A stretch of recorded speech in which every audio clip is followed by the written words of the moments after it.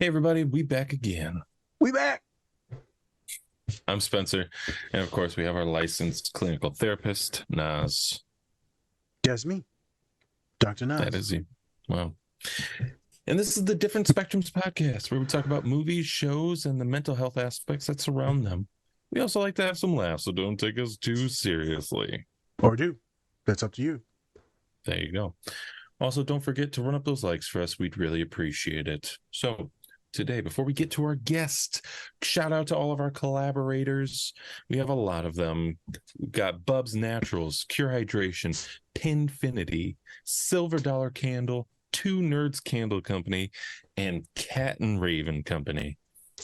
It's a mouthful, but you know what? You can go check out our link tree.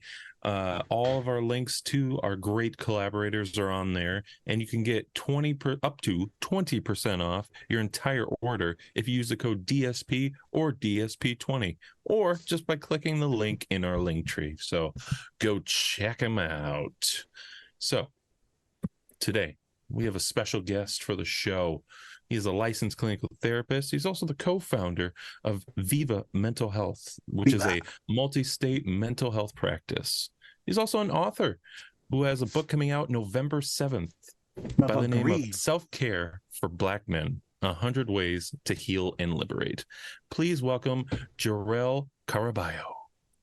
Hello, everyone. Thanks for having me, guys. I appreciate it.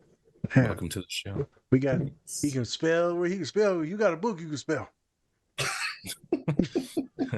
I know all the typings.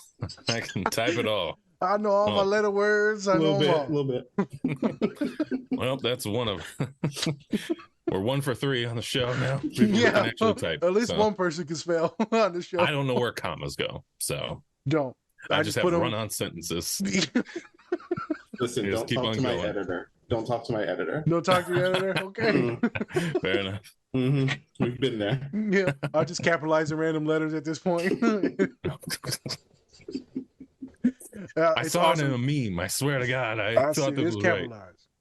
Right. 7. All right. Well, welcome to the show, Jor-El. We really appreciate it. So today we're going to be getting into the movie Moonlight by the great production company A24. So today we're going to be talking about vulnerability, masculinity, and also about healing. Right, we're going to be talking a lot about healing. So before we get into the show, Naz, is there anything? A lot of you folks, right? We know that you love us and you follow us, but this is a trigger warning, so be cautious when watching these scenes. Know that there's going to be some homophobic stuff in there at the beginning. There's going to be some trauma. There's going to be a lot of tears and emotion. So a little bit of a trigger warning for some folks for the scenes. This is a heavy one. I know we do a lot of fun stuff, athletic stuff, comedy stuff. This is a heavy one. We haven't done the heavy one in a little bit. This is a heavy one. So if you haven't watched it, I highly recommend folks go watch it, especially if you're in the LGBTQIA community. Wonderful movie to check out. If you're Black or brown-bodied individual, I highly recommend to check this out. If you're trying to educate folks on this class system that we got, masculinity in schools and like living kind of in poverty, and you're like, well, everyone's got a fair and equal shot.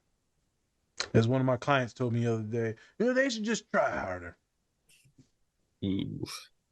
I said, I don't agree with that, but we're going to keep going on. He said, well, I don't like you don't agree with that. I said, I don't like you. I didn't say that, but I wanted to. Son of a gun. So it's a tough one. Wonderful movie. I haven't watched it in a while, obviously, because to me, you're just crying, and it's traumatic. But a lovely movie. Won a bazillion different awards. It was the first time I realized the movie that could even win that many damn awards. I didn't even know there was that many awards until this movie came out. Like, damn. Again? Then the next award, we back. Oh my God. Just like the podcast. We back. We back.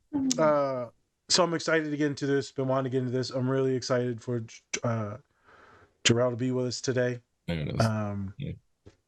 I've been waiting to send you the invite after we got a little bit more validation and more reputable. You didn't have to wait. Nah, But I feel you. I had to get my gauntlet before I got all the Infinity Stones. Touche. All right, let's get to the show. Whoop whoop. Whoop whoop. Ooh, He did it. You know what? We've been going 4 for 4 with guests on this, so Superman. we appreciate it. Yep. Superman. All right. Superman. Hey everyone, thanks for watching our show today. We just wanted to take some time to give a special shout out to our collaborator, Cat and Raven Design.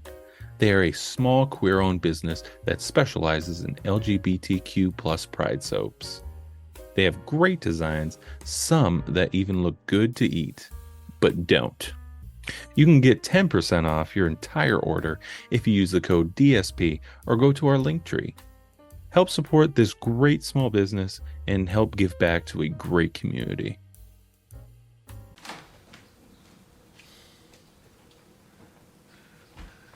No, she got a crush on you, man. You all right? Hmm? You walk all the way here? All right. First things first, you can't sit at my table like that. You can't sit with your back to the door. Come on. And you're gonna know somebody creeping up on you. All right, see that? Now you can see everything.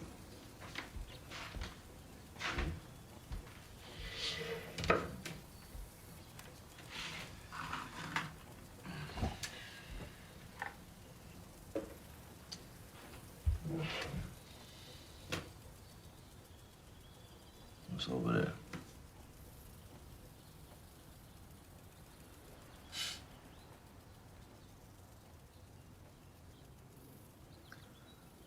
Saw your mom last night.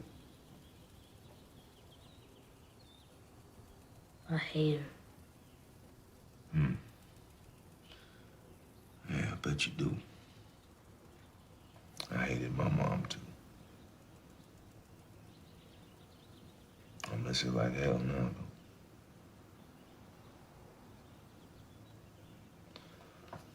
That's all I'm gonna say about that.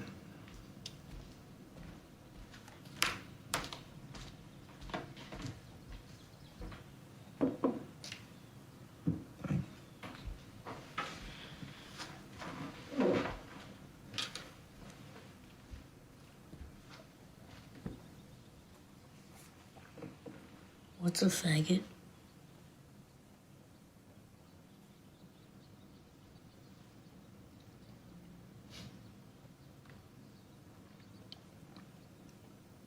A faggot is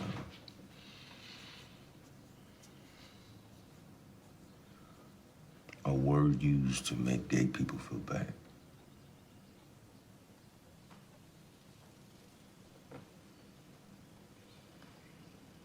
Am I a faggot? No.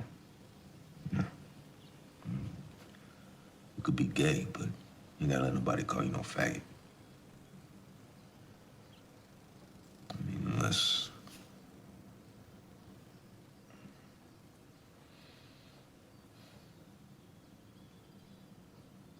How do I know? Just do. I think. You know when you know.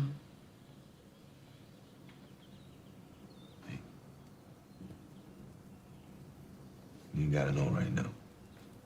All right? Not yet.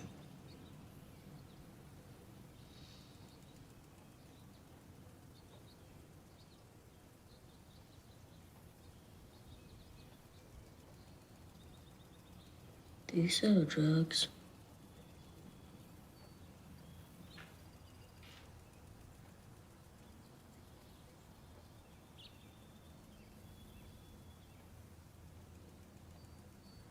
Yeah.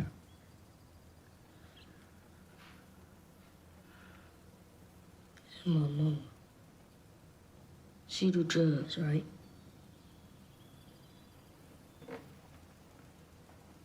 Yeah.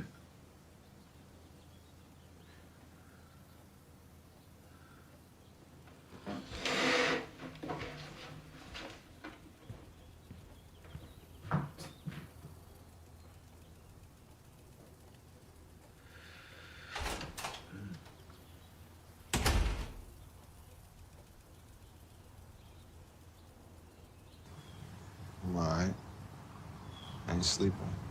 Why not? And if you knew you It's cried. bad dreaming. Still?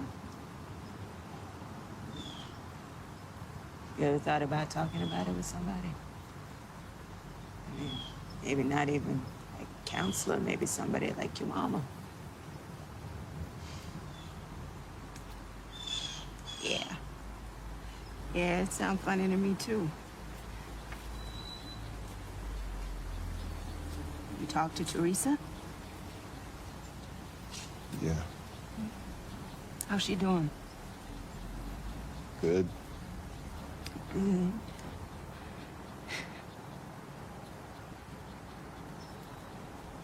When you go home, Home? This is home. You know, I mean, they allow me to stay and work as long as I like. I figure might as well help other folks. Keep myself out of trouble.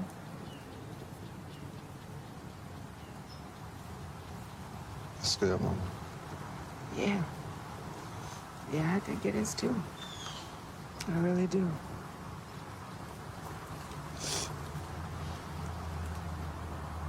So you're still in them streets?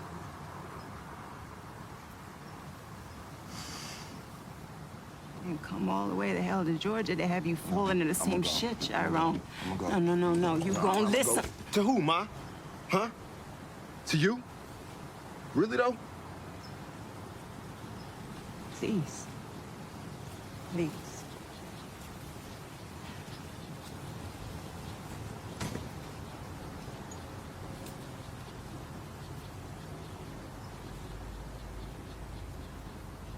I messed up. I mean, I fucked it all the way up. I know that.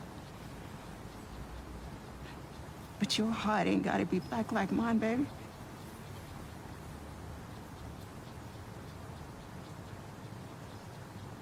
I love you, Sharon. I do. I love you, baby.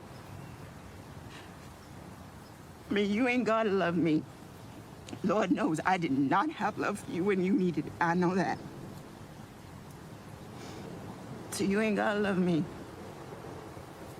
But you gonna know that I love you. You hear?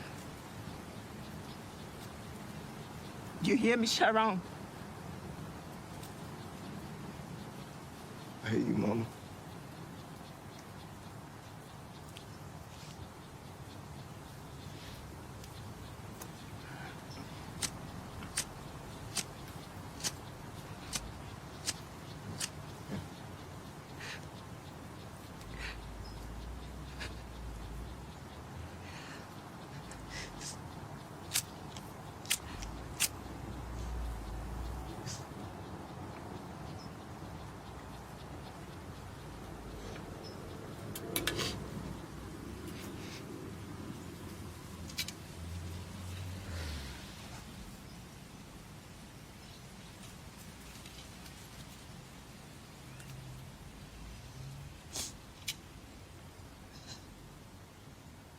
I'm sorry, babe. I'm so sorry.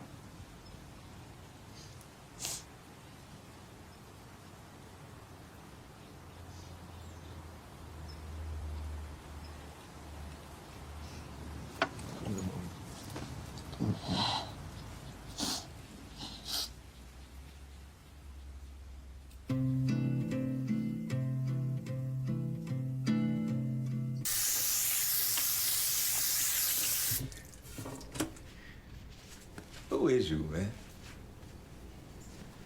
Who, me? Yeah, nigga, you. Saying, man, them fronts, that car.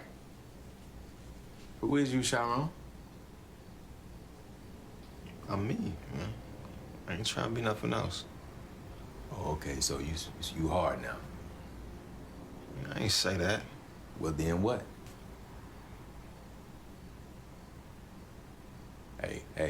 Hey, I ain't trying to hem you up, man. It's just, I ain't seen you in a minute, and it's not what I expected. Well, what did you expect?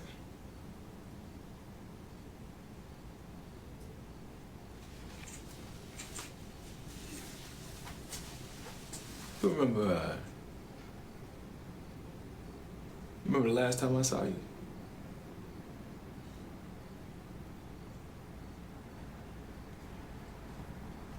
For a long time, I tried not to remember.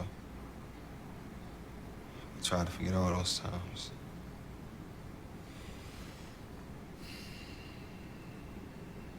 Yeah. When we got to Atlanta, I started over. Built myself from the ground up. Built myself hard.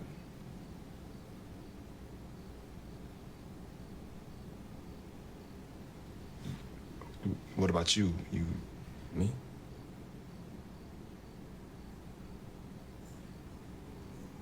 I was never really worth shit. Just kept on, man. Never really did anything I actually wanted to do. It was all I could do to do what folks thought I should be doing. I wasn't never really myself. And now? Now? Now, man. Now I got a little Kev. Got this job. Another 18 months probation. That's some real shit, bro. Oh, man, it's a life. You know? I ain't never had that before. Like I'm tired as hell right now, man. And I ain't making no more than shoe money, but I ain't got no worries, man. Not them kind what I had before. That's that real shit. That's that Bob Marley shit, nigga.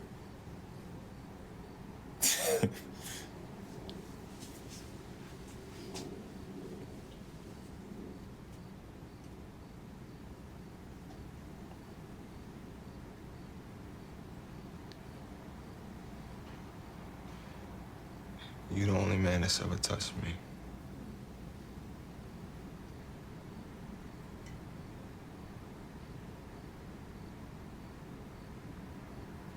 You're the only one.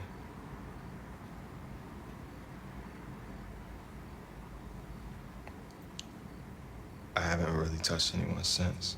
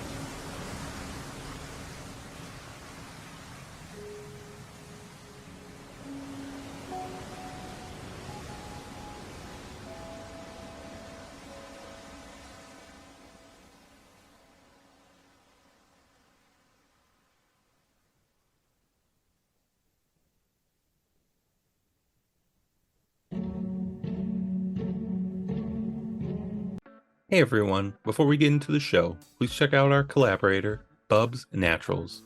They sell a variety of health and wellness products, including collagen peptides, MCT oil powder, coffee, apple cider vinegar gummies, and other amazing products. Go to bubsnaturals.com and use our code DSP20 to get 20% off your entire order. And with that, let's get into the show. And we back again. We're back. We're live. Just as live as our new official brand instead of A24 for Z37. All the way down. All the way down. Z37. Yeah. That feels Production's so good. high, you can't even tell that we are doing this Production's through high. Zoom. Yep. We're in It's on person my right now. father's camcorder from 1957. Yep. We uploaded this through VHS, which I don't even know how that's possible. I really don't. I don't know how you do that, but they do it. So, We're live. all right. So, like I said before, we have a new guest on the show. Jor-El, please, could you tell us a little bit about yourself and how you came to know this podcast? Yeah. So I guess I'll start with me because that's what's most important. Oh. So my name is Jor-El. I'm a therapist and author based in New York City. A couple of years ago, I co-founded a company called Viva with my friend and business partner. We've been open for 5 years. So we started in New York, but have branched out. And the world of telehealth has helped us create a team in states across the country, which is very cool. And both the practice, Viva, and myself, the focus for us is to have like socially justice-minded therapy and mental health services. So, being able to work with folks who live at, intersections that maybe aren't always represented or treated well in therapy or have limited access. And so for me in particular, working with Black folks, working with brown folks and folks who are queer and trans, people of color, sort of like my bread and butter population wise, and working a lot with like mood stuff. And so, I've been in New York City since 2008 when I came for graduate school, and previously lived in the middle of nowhere in North Carolina. So I'm a small town boy. Mostly, as my mother likes to recall, came to New York because of Home Alone 2. And I cannot deny the rumor. So, yeah, exactly. Was it the cheese pizza in the back of the limo? That was Maybe. that was my calling. I was like, cheese pizza in the back of the limo. This is the height of luxury. Right. Also, though, I remember FAO Schwartz. Oh, yeah. Which I never got to go to physically. But yeah, that was, it was this huge toy store. You never got to get the turtle doves. No, never got to get the turtle doves. But also, the bird lady scared the bejesus out of me. That's, you know what? I was saying that same thing. Nas said, she was like, oh, she's so sweet and kind. I'm like, no she got something going on with her. Yeah. She lives you don't take a child up to like an attic the first time you meet them. Just saying. Right. Just saying. The amount we've talked about her on this podcast is astronomical. I love it. I bet she gets so much shit. Not pigeon shit, but just regular shit. She gets a lot of that. Human shit, yes. Damn, again. I knew I shouldn't have started living with these pigeons. If I would have known how much shit. Also, can you imagine? Can you? I never thought about that, but can you imagine? No, I don't. I try not to. I'm surprised her outfit wasn't just white. Thank you. Exactly. Shit. All right, back to this. So what kind of got you into the mental health field yourself? Good question. If I were talking about it from like an academic sense, I would say when I was in high school, I took a college level psych course. And it wasn't just that it was psychology, but also I had the weirdest teacher. Okay. Miss Romick, if you're still out there and well, hello.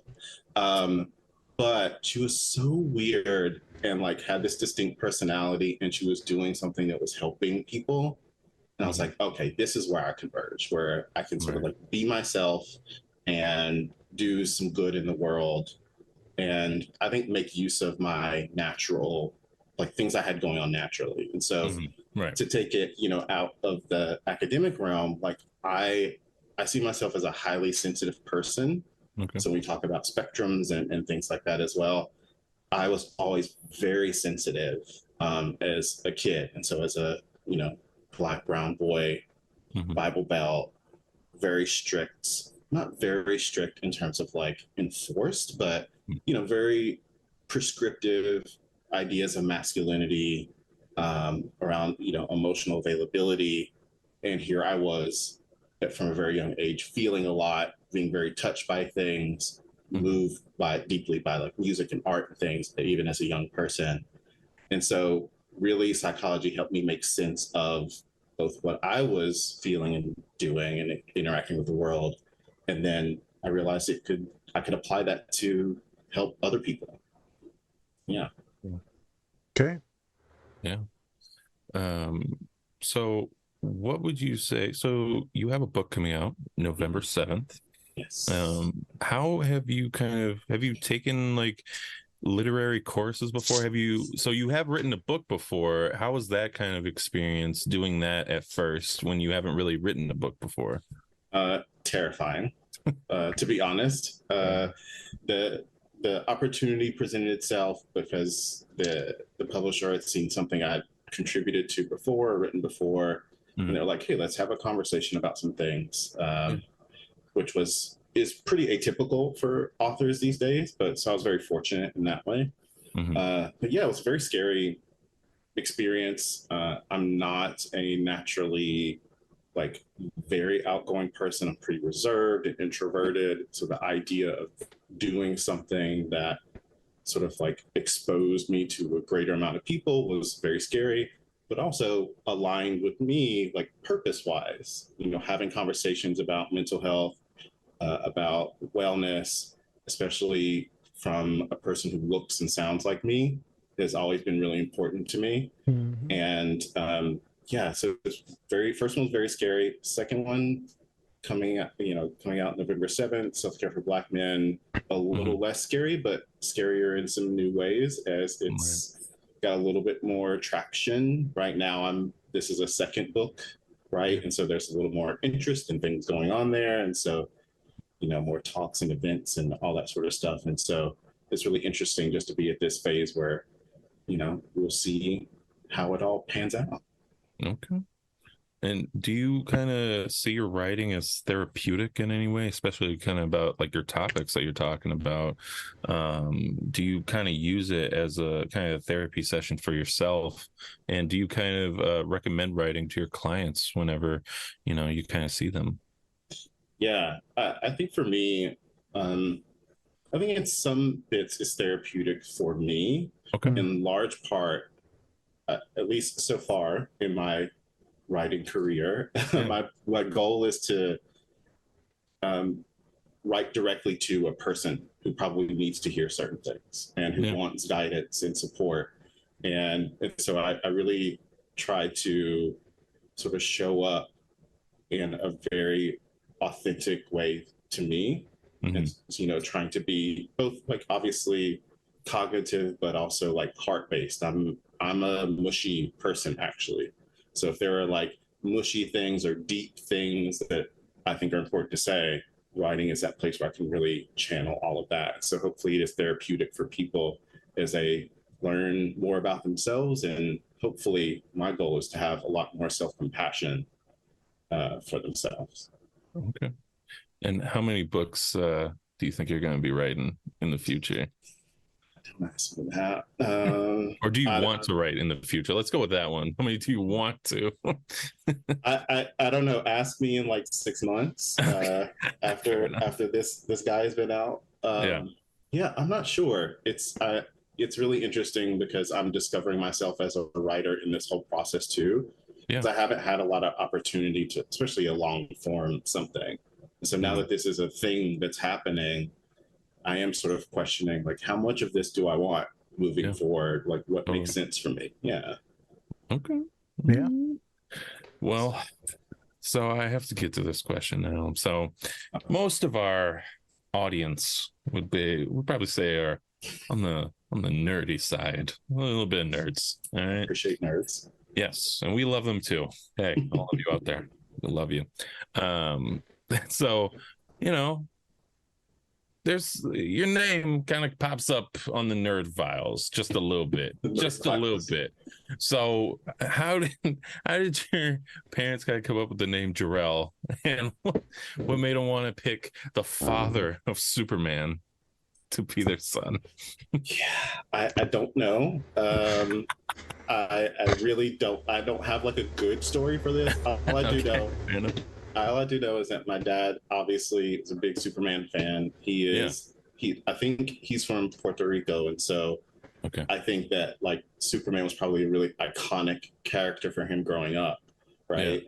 And yeah, so I always say, he's a big fan, and my mother was a very understanding woman.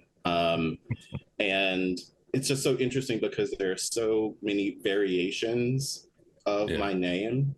Yeah. And it's funny because, especially I think for Black folks in particular, no one knew like the Superman reference growing up because like they had Jor-Els of different varieties. Yeah. And I'm like, no, I'm the real one. This is where it comes from. You should know this one. Yeah. But yeah, always had problems with, Scantrons, taking tests. God, those things were a disaster for my name. Oh, yeah. They're like, still in computer systems still now. It's like, nope, you can't have the hyphen. You have to do something else. So yeah, I love it. And it's always fun when someone recognizes it, especially when I'm like getting carded somewhere, which happens less now. Or, picking up takeout or something and someone sees my card, they're like, I get like the double take.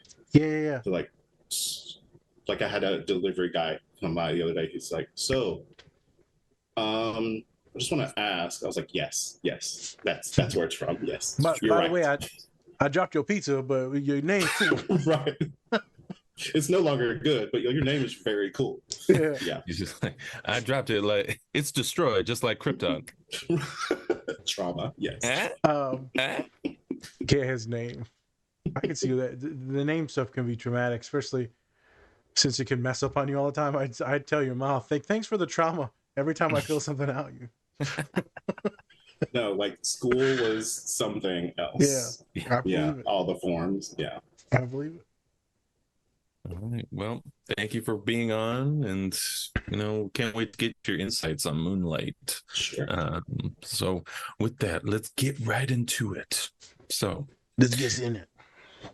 Yes. So Moonlight, it is a story about a young man called Sharon, and follows him through 3 periods of his life. One when he's just like a little kid, like 10 years old. Then another when he's a teenager, and then one when he's a full-grown man as Black.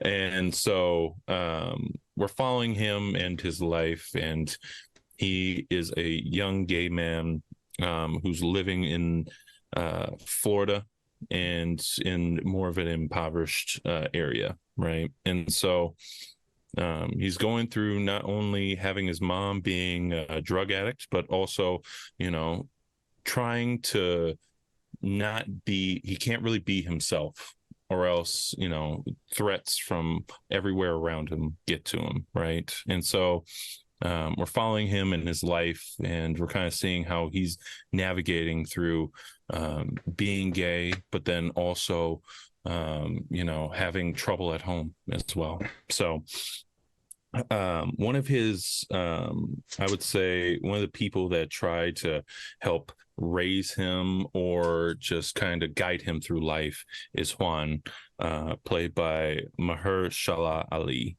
and great actor, as we all know, fantastic. And he really gives that kind of guide / caretaker role very well. And I kind of want to know from you, Jor-El, first is, do you kind of see maybe a similarity between being like a therapist and what Juan's role is at the moment in the movie?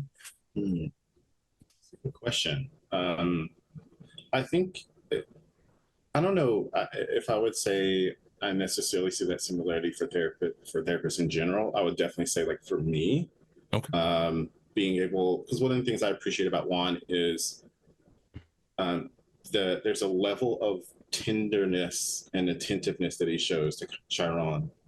I always want to call him Chiron because I'm a little bit of an astro person. Right. But yeah, like that, I think that warmth, right, and the space that he creates for Chiron is, I think, something I try and bring to the people that I work with. And that feels very much aligned for me. And I think just maybe more broadly, therapists try and create that space for people. But I think it's just so important to be able to see not only like a masculine representation of that, but also like a dark skin representation of that, because that's not something we often see in sort of like mainstream culture. Yeah, totally. Want to piggyback on that. We don't see folks that look like him articulate that like mentor in movies that show love and compassion, that are not abusive, that is able to emotionally regulate when the mother confronts him out on the street, right? And I get it, yeah, he's trapping and he's doing his thing, but there's also a certain standard on how he likes to treat people that obviously that are working for him, but specifically this young boy, this young child. And the way that he talks to him and coaches him and nurtures him, and then he talks about a little bit of his own life too, right? You can see that he's doing this for certain reasons. And as we get into it, you'll see that the deep shame that he has about his story. And I think a lot of us therapists have shame about our own shit. And we try our best to nurture and to open and mentor individuals in therapy, especially if us of color help out others of color. It becomes a therapist role, mentorship-y role. Sometimes they put us in the quirky uncle role, like many different roles we get put in. And the privilege and honor it is to be in front of those individuals and hear the stories is immense. It's as if you were working with a young child and you're building them back up. Even though they could be grown-ass adults, you're still nurturing the child in them that was hurt or that's lost, that's staring off into the moonlight. I definitely see where it's one and the same.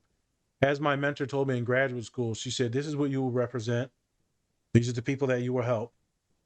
You are now a leader and a mentor to people of color, and they will heal just from seeing you in your position. They won't even be your clients. And lo and behold, she was right. And I told her I didn't want that responsibility. It's not why I'm doing this. And she said, it doesn't fucking matter what you want. This is what's going to happen. She said, you need to act better. You need to write better. You need to talk better. You need to dress better. She said, you are failing. It's like, okay. So she says, you got a choice. And then that was it. I left her office crying, and then, I figured it out. Well, I have a choice. It's a privilege to be at this level because we help so many just by existing. We ain't even got to say shit, me and Jor-El. We ain't even got to say nothing. We'll get into that when we talk on the next podcast about a funeral. And people healing just from seeing me. But yeah, good question, Spence. Yeah. Okay, so I'm gonna get into like one of the scenes that we kind of watched with Juan and Sharon about when they're on the beach, right? And Juan is talking about being in Cuba and how when they were little, they would catch the moonlight when they were just kind of wilding out at night. And so he talks about deciding who you want to be, right? And not letting the people around you kind of decide that for you. Do you think that, and how do you think that kind of our environment kind of surrounds us, and how does that turn us into who we are today? There's a lot of answers to this question, but please go for whatever you want to go for. Yeah. I think one of the things I appreciate about this story, and the Juan and the Kevin character a little bit too, is just like the Afro-Latino representation. Yeah. Right. Which is my experience. But I did not grow up in Florida.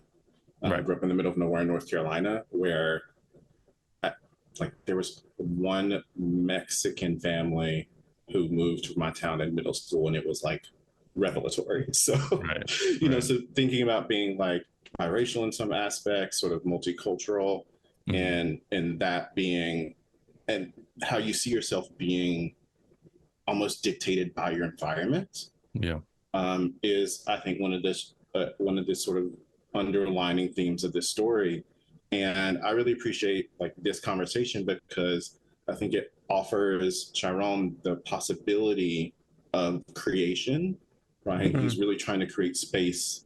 Juan is trying to create space for him to say, yes, you are where you are who you are, but there might be more for you. You can build yourself. There is space to create who you want to be. And I think it's just a really powerful message for us. I mean, any young person, but particularly, this character to have that permission. Yeah. Correct. I guess I have no other choice than to speak about the funeral then. So I'm hanging around these folks at this funeral I just went to back in the hometown.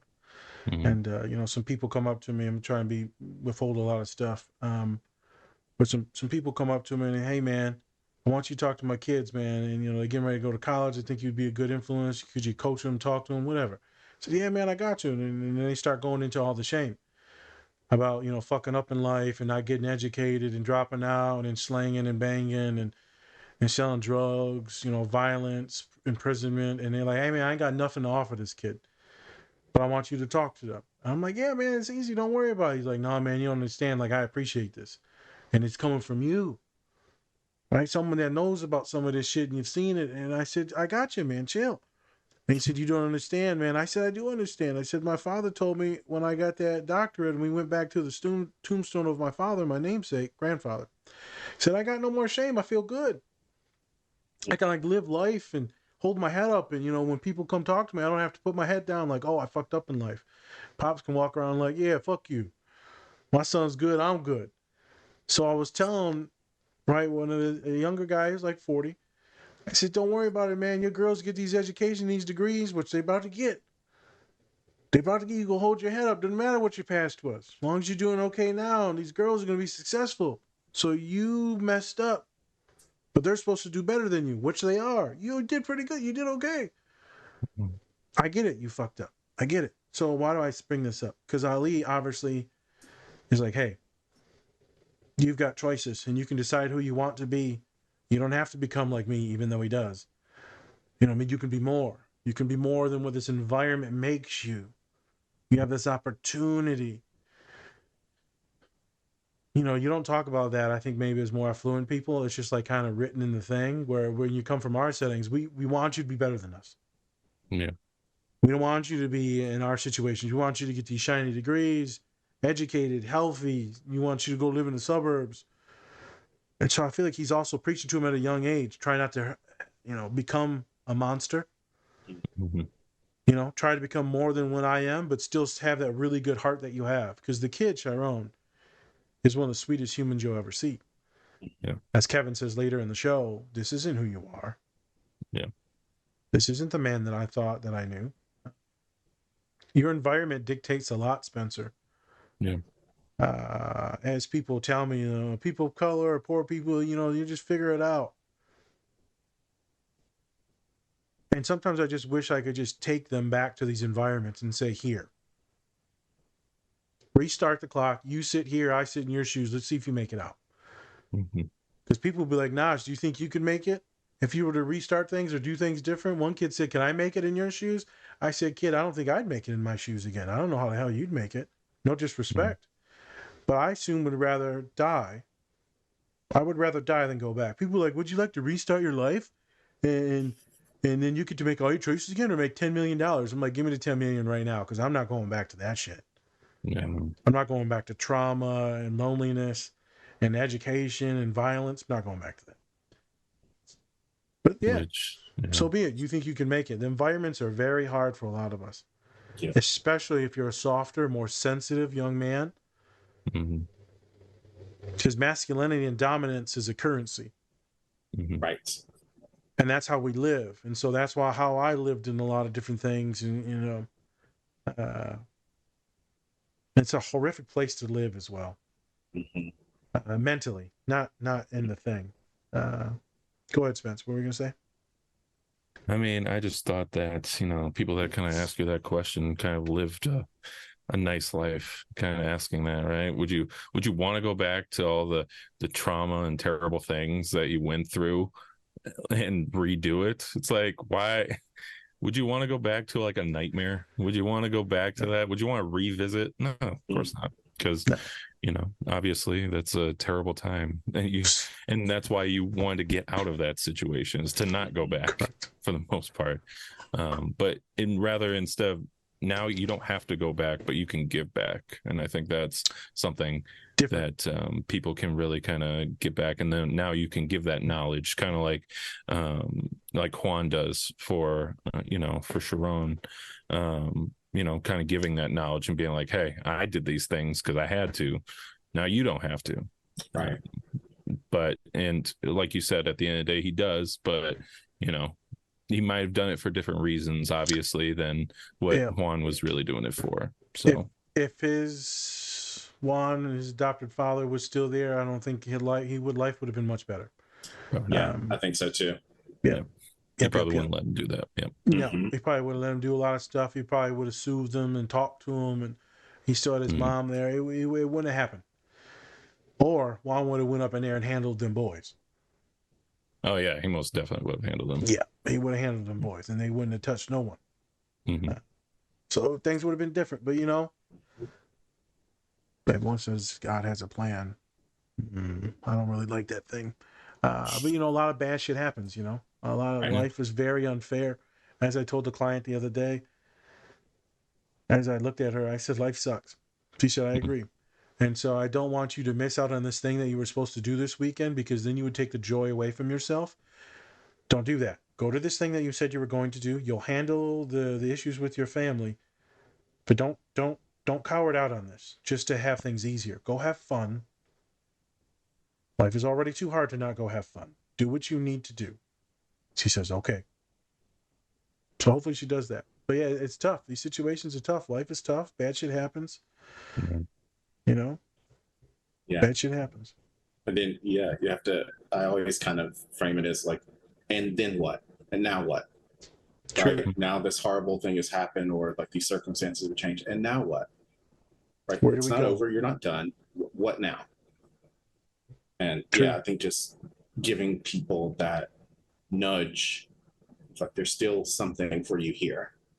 There's still something to gain from this, going to the thing this weekend, or engaging with this person. Maybe there's still something for you, even if it doesn't quite feel right in the moment or feel good. Maybe it feels hard. Okay. But Jor-El, you don't understand. I'm damaged. I'm broken. That's what they'll tell you. Life will always be this bad. And that's when I usually make the reference, even in the desert, flowers grow. Yeah. Even with no nutrients and nothing, somehow, I said, Google it. Google it. Flower in the desert. You'll see some of the coolest stuff. Those of us listening, Google flower in the desert. Student showed me that once, and I've used that metaphor and reference a lot over the years to talk about trauma, childhood trauma. You can still become this beautiful thing. I'm stealing Pause real quick. So, I tried to turn the tables on one of these, and I fucked up the metaphor. And I said, bananas, and they get a little rotten, you make banana pie. She said, what the hell's banana pie? I said, banana pudding with the wafers and shit. You said banana pie. You ain't never had banana pie. You ain't never had a banana pie? So stupid. She's like full-blown crying. And she's like, what the fuck is banana pie? Like, what are you saying, bro? The stuff it's got white pudding in it, vanilla pudding, and there's the wafers in You're it. You're such an idiot. Bananas. But also banana bread. Banana. I don't know. I should have said apple pie. Anything else apple pie. Pretty much. Apple pie. Like, it would have been fine. Anything, bruised fruit are still enjoyable and nutritious. And sweet. Very sweet. Doesn't sound as good once you say it like that. I'm going to be honest with you. Like, whatever. I like bruised a good fruit ripe is still fruit. delicious and I have value. love some bruised, some old spoiled fruit. Nutritional value. It's real sweet. Okay, real sweet. Whatever you say, man. All right. Let's get to the next scene, man. Yeah. Food item 1. So do you want to kind of still talk about Juan, or do you think like we've kind of touched everything, or do you want to go on to the mom scene? No, I want to talk about the scene at the kitchen table. Okay. So after a night of, like I said before, little Sharon's mom, she's a drug addict, and so his mom really starts arguing with him, little kid, and then he goes over to Juan's house, and so right now I would say Juan and Teresa, who is Juan's girlfriend, I would say that their house is kind of like his safe haven, where he can just go and not have to worry about, his mom acting out or anything like that, yelling at him or wanting to kick him out the house or anything like that. And so he gets to the house, and then he's sitting at a table, and he asks what the F word is. So we're speaking about the F word, the derogatory term for gay people, right? And so Juan, he explains what the word is, but he does it in such a delicate way, and it really kind of shows that he is not only showing it in a delicate way, but he's also being very open about who he is, right? So Sharon asks if he's a drug dealer, and of course Juan says yes, even though in that moment he could have definitely lied, but I think he knows that Sharon's is smarter than that, and so he can't really lie about that to him. And then, of course, Sharon asks if his mom's using drugs, and then he says yes. I really like that part of the scene, just because it's really the hard truth of what's kind of going around, especially in their neighborhood.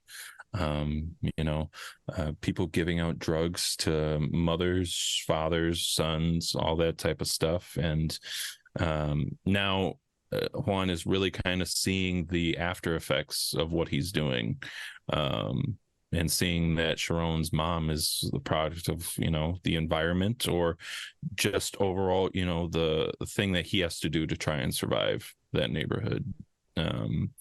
Very great scene. And then also I like the part where Juan kind of tells him, like, hey, you sit here because then you can see everything, and nobody can really do that. And then once he's older, he does the same thing when they're in the restaurant. He doesn't have his back to the door. He has his back to the back, so he can see everything still. Yep. So he still kind of has that mindset no matter what, even though he might be in a more of a safe space than, where he was before.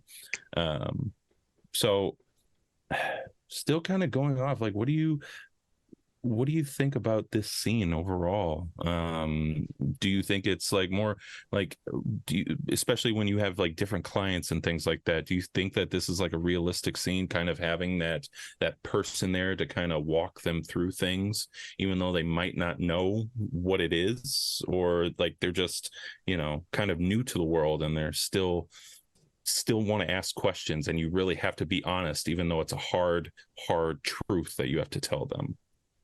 Yeah, totally. And I think what I really appreciate about this scene, like you said, is just sort of like the bare bones, like, education of it, where, Sharon asks, like, what is this thing? What does this mean?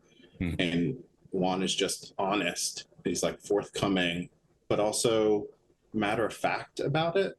Mm-hmm. He's just like, yeah, this is what this thing is. And what I really appreciate about this scene is, I think, especially for, one's a boy and one's a man, but we're talking about shame, right? Like, Sharon comes to the table feeling shame about this thing that he's been called all his life, right? He knows that there's something there, which is why he asks. Mm-hmm. Maybe he doesn't know what shame is, or he can't really name it, mm-hmm. right? And then Juan provides this sort of like context for him to engage with it. And then the tables turn. Mm. Right? Then Chiron is like, oh, also, I think I know this thing about you. Is this true? And then you see Juan's shame rise to the surface. Yeah. And I just think about like how powerful that is to have like the representation of two Black males having that moment. Yeah. And yeah, I think sometimes that even in the therapy space, there are things that like clients may bring up that are through lines in my own life. I'm like, oh, I know this shame, right? I've been to that place. And let me bring you the context, or let me hold this space for you in a very matter of fact, educational way, and help you figure out what you do with this. Like this scene has so many levels. And then you have like the, bystander of Teresa, who's kind of in the mix, but is like very quiet in the scene, but is obviously a supporting force for both of them. I just think it's like a brilliant point of the movie, for sure. Totally.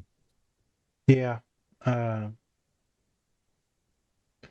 It's I'm gonna focus on his shame. Again, we just talked about it, me going to the funeral and stuff like that, and yet to realize that you are a flawed individual is difficult for a lot of people to hold themselves accountable for that without like shaming themselves and making themselves feel worthless. Sometimes we'll see others that are doing well, and since we're so shameful about ourselves, someone doing well makes us hurt and angry and lash out. Sometimes when you do something wrong in life, right, or you get a bad grade and then someone tells you that you did bad, you're even more angry. I already know I did bad. I don't need you to tell me. And so one of those moments, he was honest and open with his, this young man that he's raising. And it's the shame knowing that this boy loves you. This boy sees you as a God. This boy sees you as a savior, as someone that's protected me. And yet, you're possibly destroying my mother. And so how can you be doing both? How can you be loving me and destroying me at the same time? And then he has to sit there with that shame, knowing that he is hurting his mother and most likely hurting many others in the community. So the shame is, him having this big heart and love and wanting to do good by his family and the boy, then also knowing that you're destroying other lives. So it's multifaceted what he's feeling. Good people do fucked up things. Sometimes life or the circumstances almost kind of determines on what you're going to do, what your next moves are, what cards you're dealt. I don't necessarily always play by the rules. And I tell my clients, as my father said, you get this deck of cards, you play the cards. Me, I'm like, yeah, you get the deck of cards, you play the cards, and then also we cheat and we pull the other card from out of our sleeve because everyone else is. And I'm Mr. Nice Guy. How do we win? As some folks won't like this, but as Malcolm X said, by any means necessary. Because we already got our hands tied behind our backs, So we need to figure out ways to make sure we get to the place. So the shame in that scene is wonderful. To see multifaceted characters express that with each other and seeing how much he loves that young man, and the fact that he loves the young man that much is why he hurts. Okay, pause. So the next part is the way he handles the boy. Is the way students, as everyone knows, I work with students at university. And Jor-El, you're going to notice with clients, they come to you with this is what people think I am, or this is what I think that other people think that I am.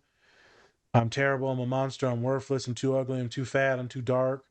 I'm too poor, I don't have the right clothes, I can't read that well. A lot of us, this is an autism podcast, and a lot of folks are neurodivergent here, but we also talk about other things because it's all part of it. And everyone knows what it feels like to be othered.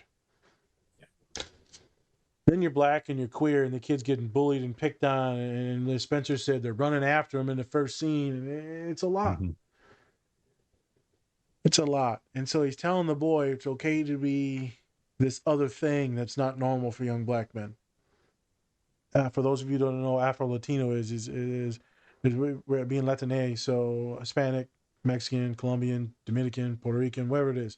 Then also having that black culture or the black ethnicity with you, or being darker skinned, right? Having more what's the parallels with black folk, African American folk, Caribbean folk. You just happen to have this what we call colonialism thing where you were conquered by all these Latin countries.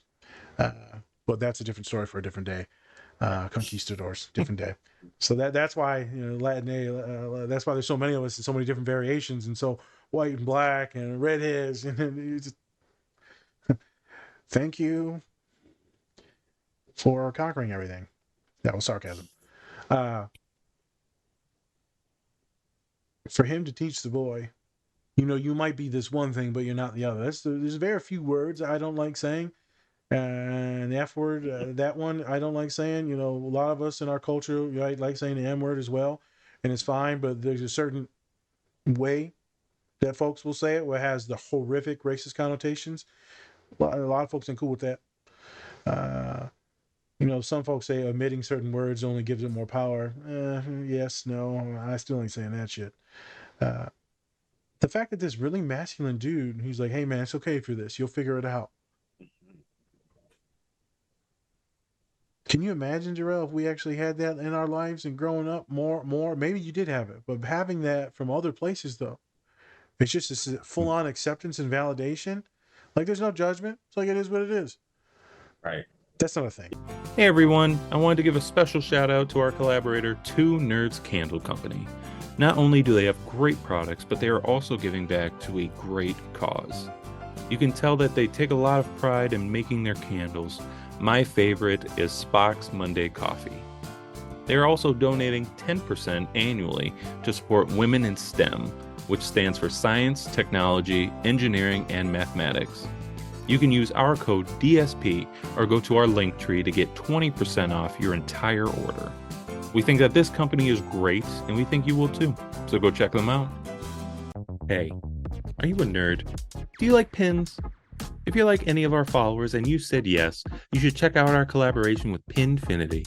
They have Power Rangers pins, Transformers pins, and for all of our bronies out there, My Little Pony pins. Go check out our link tree or use our code DSP to get 20% off your Pinfinity order today. Yeah, and I think for me, seeing like when this movie came out, I think that was probably one of the most impactful parts of it. Right, is just having the character of Juan be who he was, right?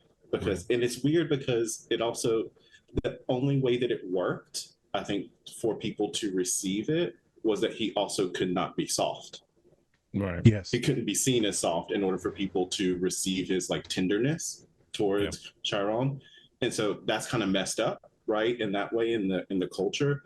But it also still is this example of like, oh, so you have this dude who's dark skinned, who's selling drugs, who's seen as this street guy, right? But then he found Chiron in like the initial scenes, which makes me think, was he watching the whole thing? Did he see him go hide? How did he find him? And so I just thought that was really interesting. But like he sought him out and he really cared for him. And I think having that model for people, even if you're the street guy, even if you're selling drugs, even if you're this, like that you can also be this person who cares for people deeply and show up for them. I think it's just really powerful example. You only do the things that he did if you have a ton of love in you. And I would assume that some other man or woman did that when he was growing up back in Cuba as well. The water and the teaching and the mentoring, you only do that if someone showed you this is what good men do. Totally. So this is what I was shown by my father, and this is what I now show my students. It's the same shit. And they were like, nah, you got an education, this and that. I said, all the shit that I'm learning is from a convict with a 9th grade education. I just happen to have a few degrees, but all the shit love is through pops. And you're like, whoa. I can't tell everyone that, but some of my students that think, you got to get a degree. But yeah, I get the degree. Get that out of the way. As a young Mexican girl told me the other day, sat in my office, as she walks out, she's already 3'4" out the door, not even looking at me. She said, I like your vibe, and continues to walk. I said, yeah, that felt good. Yeah, that love felt that. Good. Yeah, that felt good. Yeah, good scene. And for him to also have a wonderful, strong, intelligent, loving black woman at his side as well. And then him being willing to accept what to say and what not to say, and right to be educated. Like, oh, don't go here. And how he teases Chiron, she's in love with you, man. He's just, I see myself in Juan, teasing and also yet kind. As we just talked about Spencer, then we get to the next scene with the Ahsoka series, with that we talked about the robot being like the therapist, but like neurodivergent and shit and being kind of direct and mean. he has the ability to tease and to vibe into different spaces and then also come back into love. Mm-hmm. His masculinity provides the space to do that, as mine being like, 6'2", 6'3", 340 pounds. Everyone's like terrified when I can show them the love. And I never lose respect when I show you the softness or love. That's why I enjoy being big. That's why it's also probably hard for me to even want to lose weight, because then I know I would lose some privilege. Mm-hmm. I'd rather be a little bit scarier because it allows me to operate differently in therapy and other spaces. So I thought about that a long time ago. I put that together. I'm like, if I lose weight, oh hell no, I'm staying big. Yep, I'm staying big. You're like, nope, I don't need this. I don't need this stomach drug to get me smaller. No, I'm I don't need that. Let's chat about this next scene about moms. This is a fucked up scene. Yes. So this is the kind of the third act of the movie. Yep. And so Chiron, we see him in his teenage years, and he's getting bullied very badly, to the point where it's anxiety riddled, right? And so can't even go anywhere. And then one day he gets beat up by his friend Kevin, who it was instigated by another guy named Jor-El. And so we see Chiron then take action and actually hit Jor-El with a chair, knocks him out, and then he gets arrested, and then he goes to prison, which is just so fucked up, because it's like he just got beat up by like 3 people. The whole school watched. Yeah, whole school watched. Nothing happens. And they're like, well, you're gonna take, which means Jor-El snitched or something, because he pressed charges. Jor-El probably pressed charges because you didn't have to press charges, but he must have. No, so he must have. So way to go, Jor-El. Way to go. Big dog. Yeah, the worst. They're the worst. But then he goes to prison, and then that's when the third act starts, and we see that Chiron is now trapping, just like Juan, and he's a lot more muscular. Let me tell you. Good looking. I like it. That scene is just like, whoa, okay. Little skinny kid in the teenage years. Now he's taking the juice. So, or we like to call supplements. Pause real quick. He was the actor in the Mike Tyson Hulu film that we watched for the podcast. Same guy. I didn't know Except for he had on even more muscle for that movie. He was bigger. Jesus. Yeah, no. So this movie, he was like skinny. In Moonlight, he's skinny compared to the Hulu Mike Tyson film. Good for him. Jeez. Yeah. Can't even try to lift weights and just lose muscle. It's like, yeah, that's supposed to happen. I'm like, no. It's like the cartoons where it goes down, it sags down. Like Popeye without the spinach. Big forearms for some reason. I don't get it.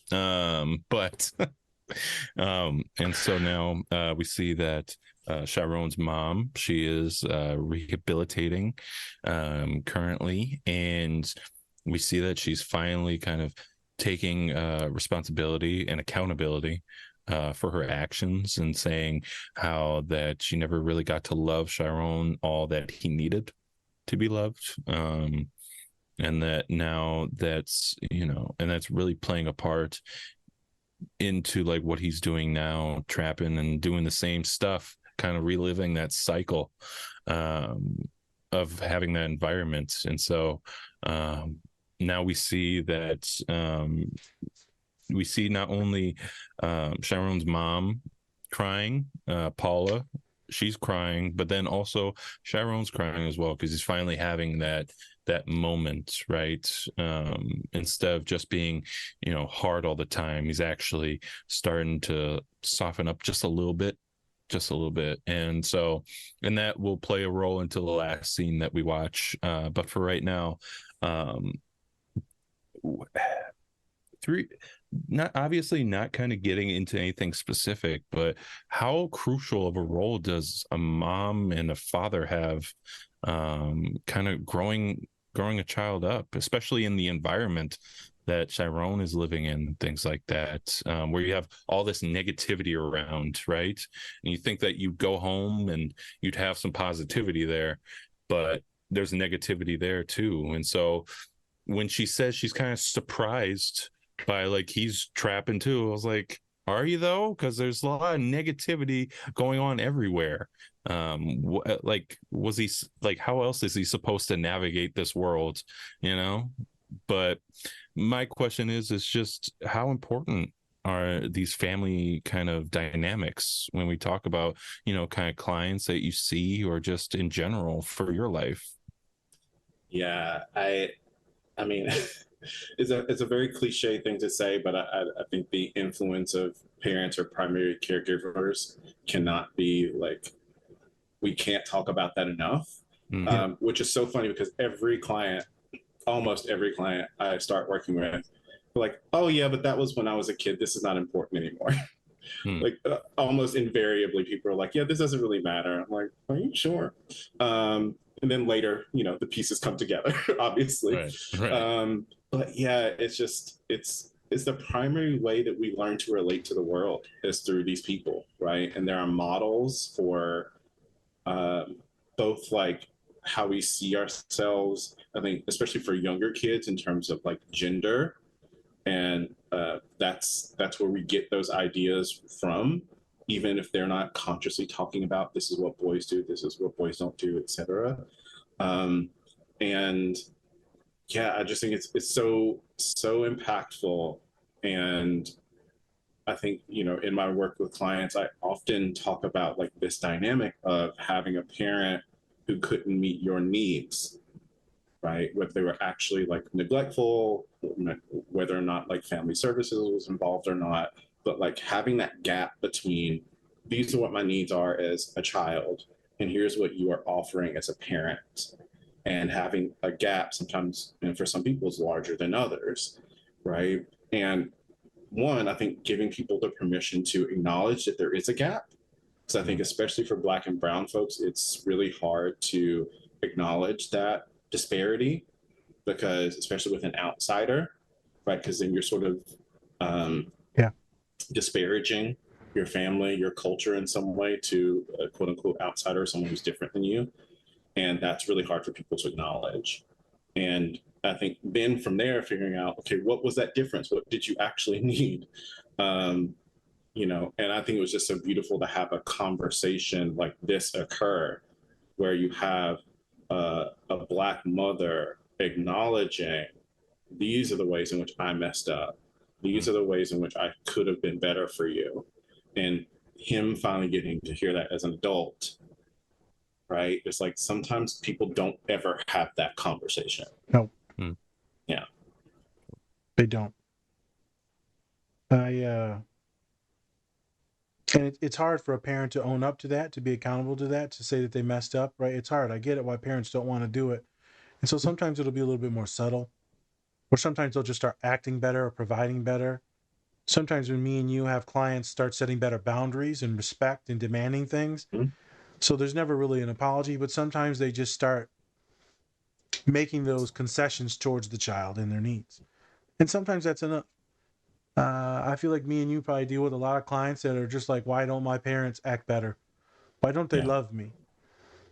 Why won't they meet me where I'm at with my gender, my sexuality, my life choices in college, my partner choices? Why won't they? Why won't they? Why do they still ask me for money, or why do they still berate me or act like I'm a child and I'm like 25?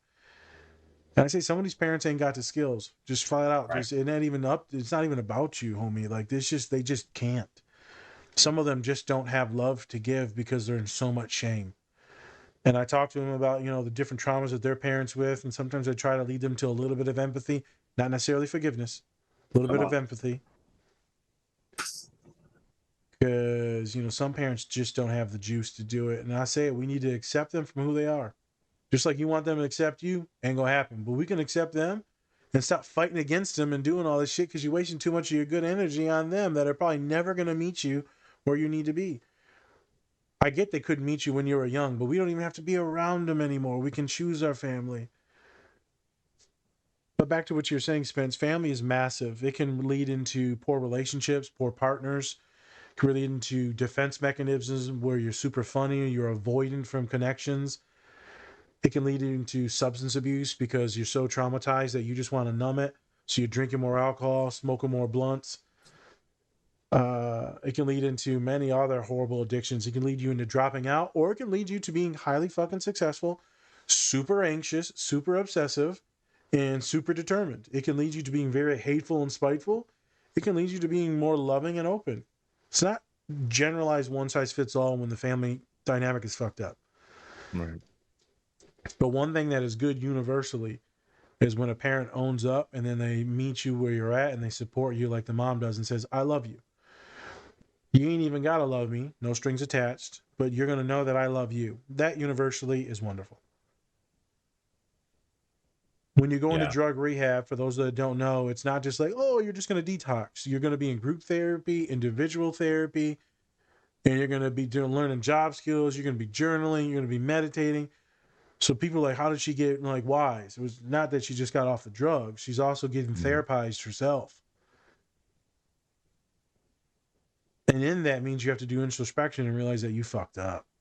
And that's a tough place to be. Most of the kids, Jor-El, when they come to me, they're like, let me guess, it's all about my parents fucked me up. I'm like, probably, Right. Like, okay, so we both understand. Let's go now. Yeah. Let me guess. Like, oh, I don't know how this is going to help me now. It's like, it's nice to understand, like, what the triggers are. Yeah. How do we combat those emotions? What are the emotions that come up? Like, identifying it is just step one, you little turd. Like, now we got to do the therapy based on it. So that you don't just keep traumatizing yourself. As some of my folks that get traumatized, they'll just keep doing it over and over in all their relationships. As we know with folks that are sometimes abused mentally, physically, emotionally, sexually, I'll see that they will just keep going through these horrific things because that's what they think they deserve. They can't get more. Maybe they think that's normal, and so their partners are that. I've seen it where now they become the victimizer instead of the victim. The first step is understanding what you came from, why they were like that, why you're like that. The first step is to question everything. To find out who you are, like Kevin does, you must question everything. So what does Chiron end up doing? He ends up becoming the man that showed him the most love. Same car, same thing in the dashboard, jewelry, the fronts or the mouthpiece. Grills, Yeah, I mean, he sits in the same places, he talks in the same, he has the same musculature. Everything that he did as a kid, he still does as an adult. So why does childhood matter, you ask, Spence? Well, me and Jor-El know that because it replicates itself throughout life. Yeah. And you're like, but how? Look at these little things that you pointed out, Spence. He's sitting in the same place. Right? There's many little different things that he does that his pops used to do. Mm-hmm. So it affects us. And I ask people all the time, we've even asked therapists on here, what do you remember about your dad? Or what are the things that you picked up? And they'll say this or that, or what movies or shows will they watch, this or that. Because it sits with you. Subconsciously, consciously, through your actions, through your thoughts. So to untangle those webs is tough. And not everyone wants to do it because it's work. And that work sucks sometimes. Yeah. So and it can take a long time too, right? Yeah. Sometimes it's a lifetime. Sometimes it's a lifetime. So that's why I want to ask you, Jor-El. You got this young man, let's say, that's sitting in front of you. And I'm sure you've had plenty of young black individuals, males, that are queer, maybe closeted, maybe overly masculine. What have those conversations been like? What have those conversations been with men that want to come out or want to live in their real life, to want to be authentically them? How have you handled them? How have they gone? Any tips or advice for folks that are listening? And then I'll do a little preaching too. Yeah. I think it's interesting because I haven't worked with a lot of people who are, still very, I'll use the word like discreet, I guess. Okay. I've worked mostly with folks who've already come out to themselves.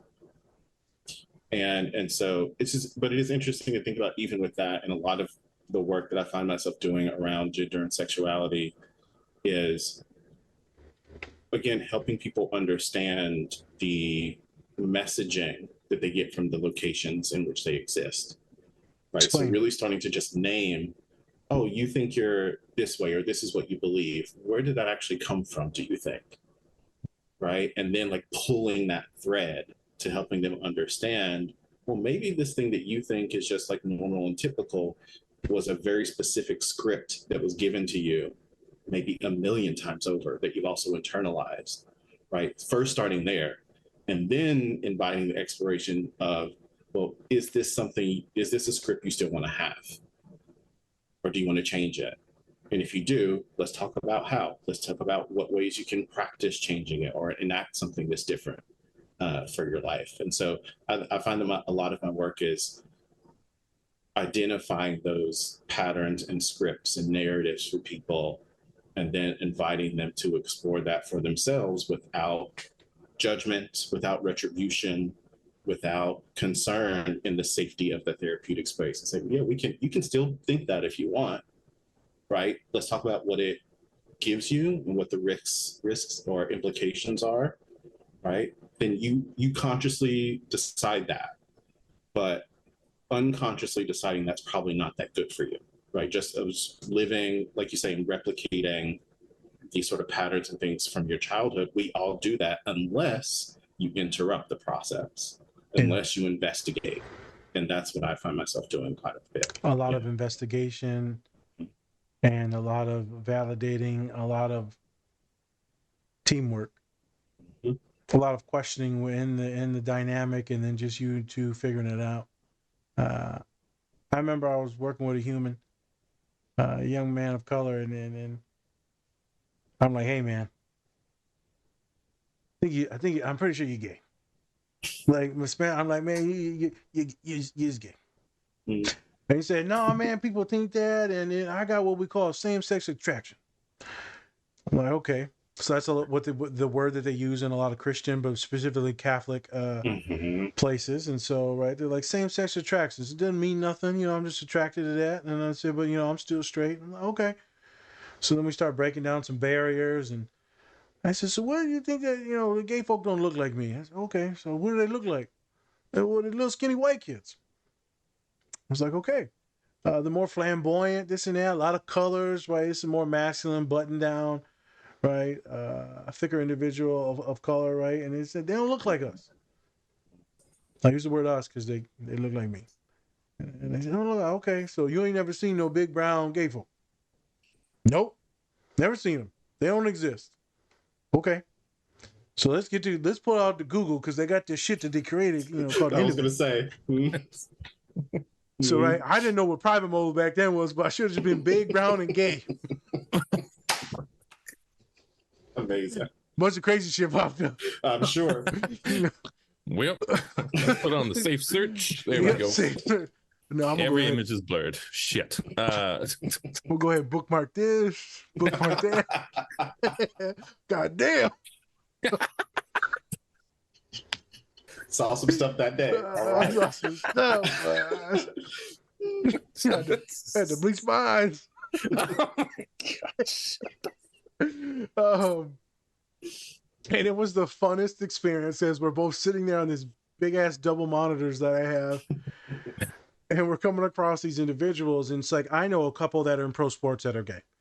I know a couple NBA athletes that are out currently, that were out before. This is when like Michael Sam was coming out, and and then he didn't get drafted until the very end by the Cowboys. I had the privilege to meet this. I think his name is Ezra. Played for the Minnesota Vikings. I think so. Yep. Big Polynesian. Polynesian, right? Yeah, I was gonna say Hawaiian. Big singer, was on So You Think You Can Sing, or whatever the hell one of them shows were. I actually got to meet him over at the store I worked at. Very nice guy. He was great. Yep. I couldn't find anything that fit him because he was just muscular, straight up muscle. So he's like my size, but like pure muscle. It was like awesome human. Went to a thing with my students with him, and so I tell my boy, I said, look, we're gonna Google this guy. So I want you to listen to some of his speeches. Okay, so he comes back the next week. I said, you didn't think he was gay, did you? Well, no, he can't be. Oh, he's pretty gay. Mm. I'm having fun with this Right. because the only way to get some of these things through is to be a little funny with these students, a little joking, Totally. It's easier. because too serious, and they're gonna be mad at me and avoidant and all that stuff, and they're gonna be defensive is the word. And so we're doing the Googling, we're talking, we're meeting some other folks. I'm having them Google, right? We're figuring things out. We're talking to more family members now, and we're starting to get to a deeper place. The sessions end because we stopped the main thing why they wanted relationship issues with their current female partner. And so I wonder why they're having issues. So then, comes back at the end when they come to graduate. He said, "You know what?" I said, "What's up, man? How you doing?" He said, "I hated you." I said, "Okay, why'd you hate me?" Because you said something that I didn't like, and then that stuck with me for a while, and I had to confront those things. And after all the work me and you did, I'm cool with it now. I'm cool with it now, right? I've talked to people, I've recommended and sent people your way that were very strict and conservative with these issues with same-sex attraction, this and that. I said, I ain't pushing no one to do nothing, man. I'm just helping you dig and ask questions. But you're saying that I helped you, much appreciation. Gave me a big old hug, and then they graduated a couple weeks later. Sometimes we're just doing investigating of what you like, what you don't like, what you think these misconceptions are. Like you said, let's identify and write a new script. Write a new script on what you want to look like, how you want to act, because you don't have to follow this one like us neurodivergent folks. We just, this is the one I'm gonna follow. Everyone laughs when I say this inappropriate shit, so I'm gonna keep saying this inappropriate shit. And then you become the court jester, or you become the super toxic masculine individual, or you become so scared of people you become very reserved and you hide in your room. So us on the spectrum, we put on these scripts all the time, and we end up getting diagnosed with personality disorders, but we never found out who we actually are, and thus it looks like a personality disorder when it really isn't. It's just masking and mirroring our entire lives, becoming very depressed and suicidal. This is what I'm ending on. Having bad parents like this, Spence, or lack of parents, I'm surprised the young man did not commit suicide. Surprised when he went to prison he didn't kill himself, or went to jail. That I would find it difficult to continue living after everything is gone. Everything. That would be tough. That client in real life would be very depressed. Yeah. Especially if they're going to jail and they're already soft. Very hurt.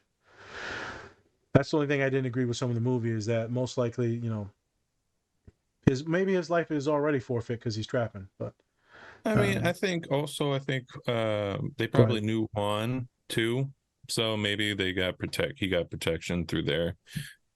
That's kind of like my little thought about it. I think maybe he got his protection through there. Yeah, through the family, because even though it was in Georgia and stuff like that, different state, but still though, I bet a lot of people from Florida go to Georgia when they go to, because it's right on the highway. It's right on the highway. 75. Yeah, it's wonderful to find someone through. This is what I'll end with. Never in my life did I think I'd be working with folks at LGBTQ+, not because I didn't want to, because I just didn't think that was going to happen. I was like, I'm going to help brown people and stay in school, period. Stay in school. And then you end up finding out staying in school means about 50 million different things. And sexuality and gender ends up being one of those things. And trauma and abuse ends up in anxiety, suicidality, but the LGBTQ stuff. And now I find myself helping out a lot of queer individuals, folks that are trans. As folks that are on the spectrum, we know that it's about 60 to 70% of folks that identify as trans identify as being on the spectrum. That's a high clip, which identify as trans.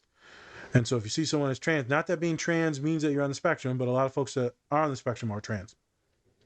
We can talk into scripts and identities and how a lot of us don't, really fuck with that, and how we choose our own thing and thus leads into different genders. That's a different story for a different day. I remember my boy when I realized I made a big change in life. Graduate school, Spence.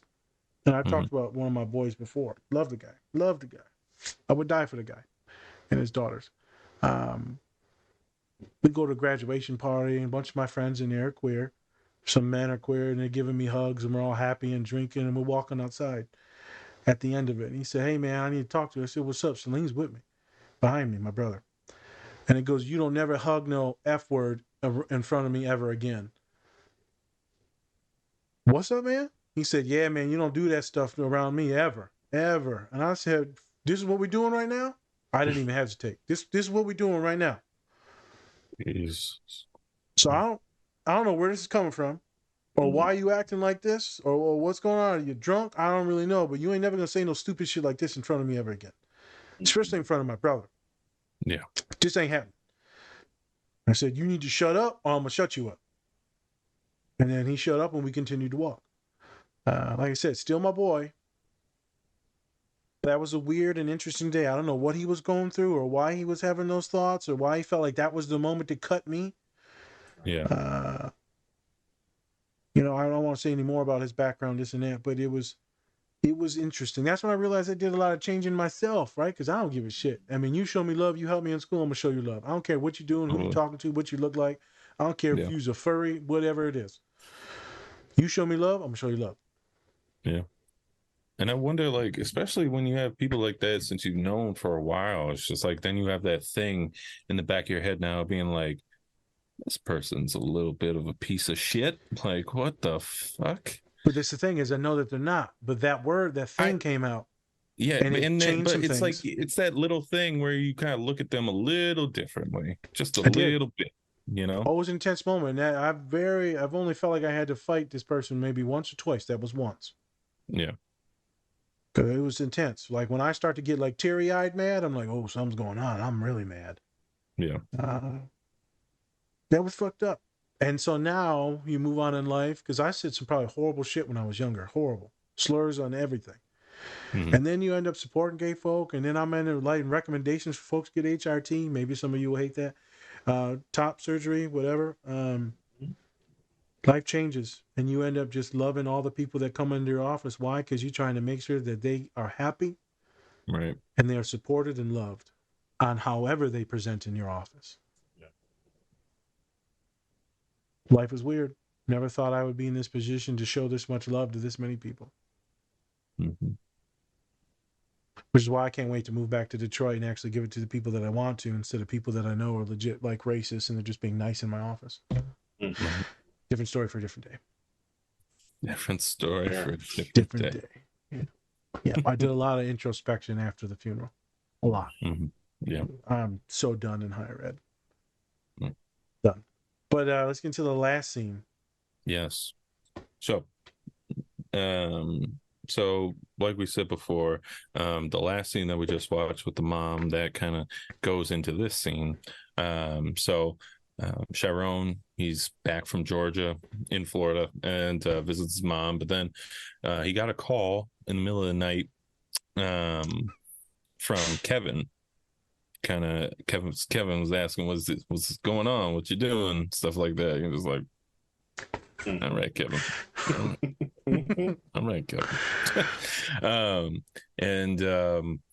And so the pass between Kevin and Sharon kind of quickly is so Sharon actually had his first and only experience with Kevin while they were on the beach. But then all the stuff at the high school happened, and the last time I think Sharon actually saw Kevin was when he was in handcuffs, going into the squad car and driving off to prison. So this is the first time that they've seen each other since then, and now Kevin's kind of talking like, "Oh, you're trapping now, huh?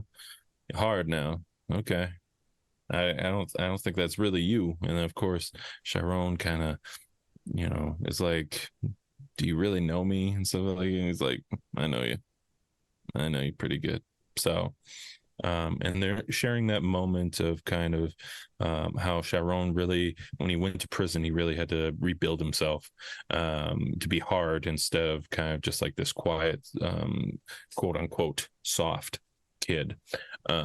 Right. And so he had to hide all of his vulnerabilities, all of his so-called weaknesses, again, quote unquote. And so to kind of play this part of being someone who's hard.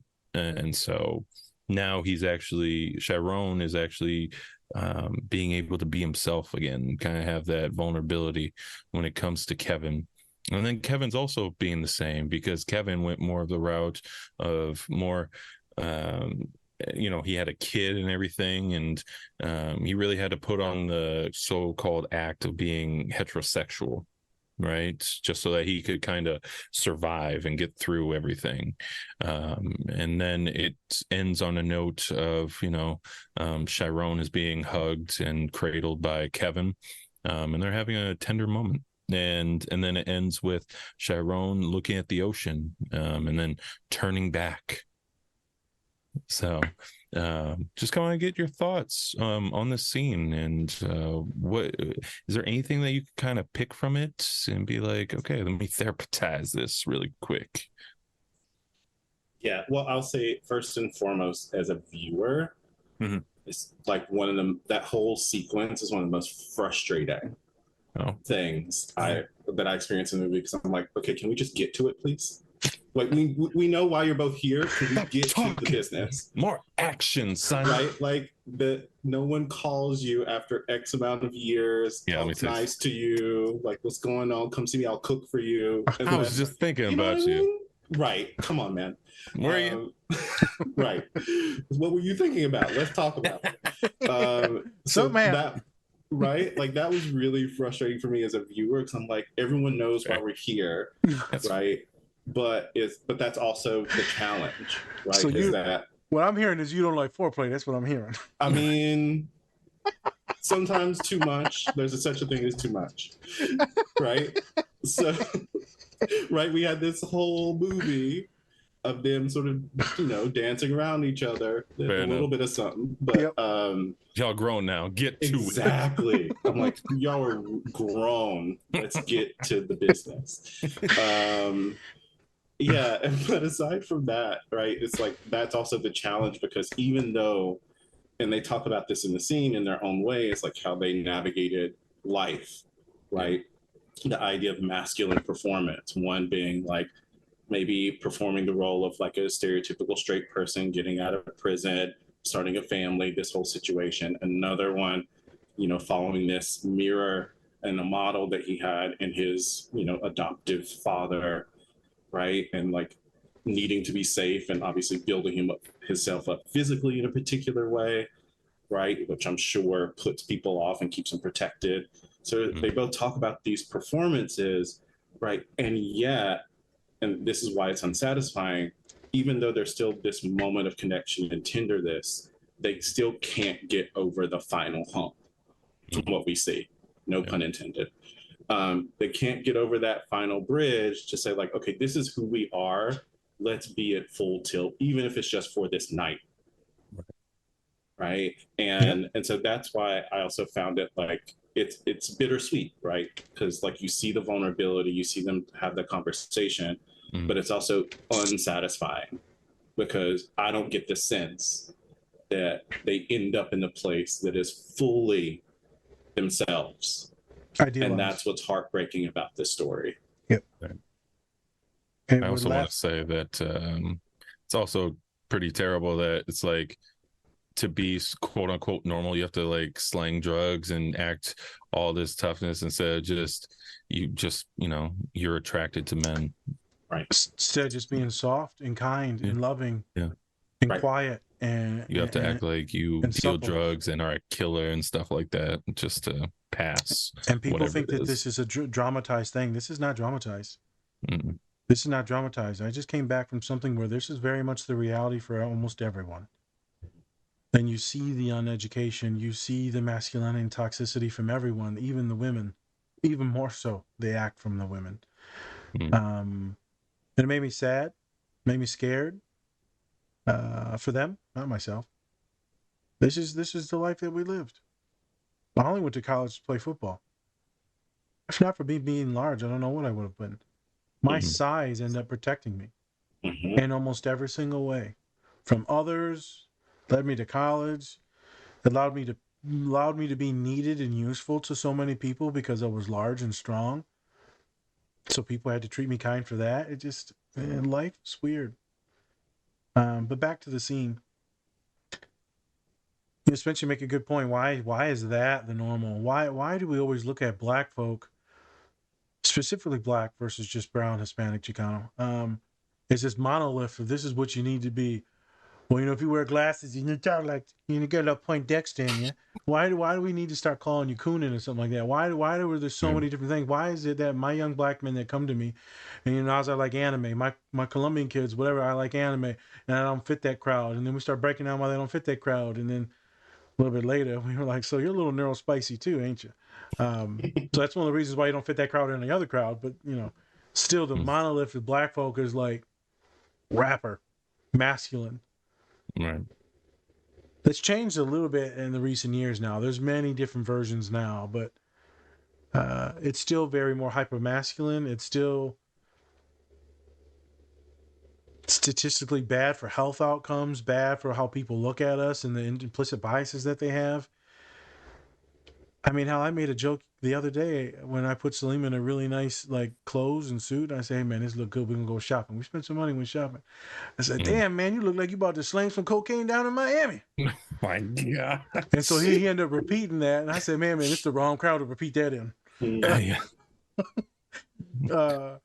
But I'm like, legit, he looked like like one of these bros down in Miami, right? I said, man, you doing something. But that's, again, is the inherent racial implicit bias of brown people that look like that. They have a little bit of chest hair sticking out in the collar and all that nice shirt. Is that you're probably slinging dope. It's a thing. So even in my speech, I know that. So as we get into the scene, you're right. You're right. The tease is long and dramatic. And I'm just like, just fucking talk about it. Right. Can we talk about how there's this thing and how both of you may be gay or both of you may be bi? Chiron's definitely just strictly gay. And it looks like he was pretty much asexual moving forward the rest of his life because that's how much he was hiding. Yeah. From the dream and the wet dream that he had previously. And the nightmares that he has continuously. And then he does the ice bath, which is a DBT, dialectical behavior therapy treatment for folks that are suicidal or emotionally deregulating. A lot of spectrum-y folks I have do the ice baths with their hands, not always their face. So that was a really cool regulation thing if folks see that in the movie. He asked him, this isn't you. And I didn't expect this to be you. Why are you fronting? You don't know me? Nah, I know you, man. I know you. I know you as that soft thing that had that good thing from before. This guy, I don't know this guy. This guy's okay, but I don't know this guy. Yeah. And I feel like it takes a deep friend to check you on shit like that. How Spence checks me every once in a while. I may check him on something health-wise. Me and Colin, when some weird stuff happened. And I'm like, hey, I'm not going to say it on screen, but, some scary stuff happened with, health stuff. And I said, I want you to get this stuff out the house just in case you ever get depressed and you decide to hurt yourself. People are like, why would you ever say that? I'm like, there's certain things that need to be said to make sure that those people are protected. Especially if you know that person is something else and that they're acting. Hey, this is your co-host Spencer, and I'm bringing you a special message from our collaborator, Silver Dollar Candles. They have great scents to go with great messages, just like Best Dad Ever, True Crime and Chill, and my personal favorite, When This Candle Is Lit, Give Me That. You can also make your own candle and message that fits you. So go use our link in our link tree to get your order placed with Silver Dollar Candles today. That was the best part of the scene. But then you have the embrace at the end, which this is what I thought you were talking about, Jor-El, is that don't get to see what the future brings for them, or if they start to actualize who they want to be, or if they stay together, or it's open-ended. Does he stop trapping? But what you see is that healing hug. But where do you go from that healing hug? Where do you go from that him being soothed? Yeah. We get to see the soothing, but not afterwards. But the thing is that he got that. And I feel like the majority of our clients, that's why they come to therapy, is to have that soothing. Right. And I love, like, in this scene, it's very subtle, but you see him sink into it. If you like really pay attention, like it just happens, and then there's a moment he like breathes, he exhales, and you see him sink into it for the first time. I was like, man, that's such a beautiful shot. You ever been crying, Jor-El, and then someone will hug you and then you cry even harder? That's how it happens. I hate because it's the tenderness. You're like, oh, it's too much.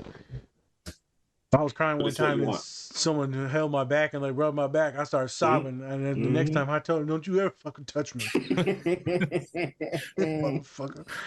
I start crying. It's a no touch zone. All right, yeah, don't fucking touch me, because I know if you touch me, I'm gonna tank. Yeah.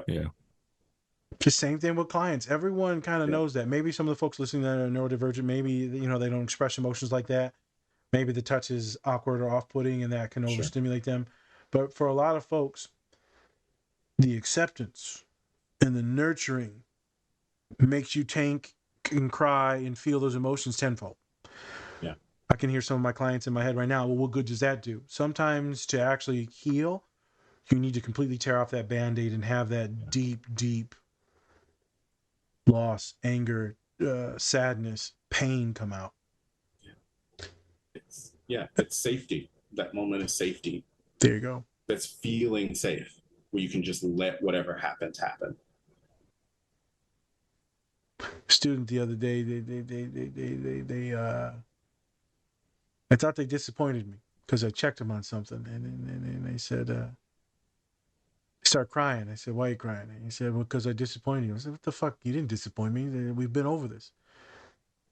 And then afterwards they go, you proud of me? And I said, what do I tell you? Every time I tell you, you ask me that question. I'm not answering it anymore.